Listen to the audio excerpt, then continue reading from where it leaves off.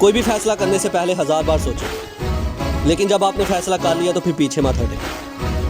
आपके अंदर गट्स होने चाहिए, हिम्मत होनी चाहिए, करेज होना चाहिए अपनी मंजिल को हासिल करने के लिए। You need yourself to achieve your गोल।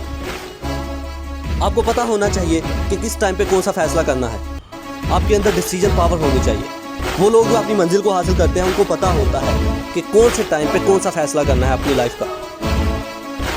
अपने डिसीजन पावर को स्ट्रांग करें, अपने आप को स्ट्रांग करें। If you have a decision power you can achieve your target.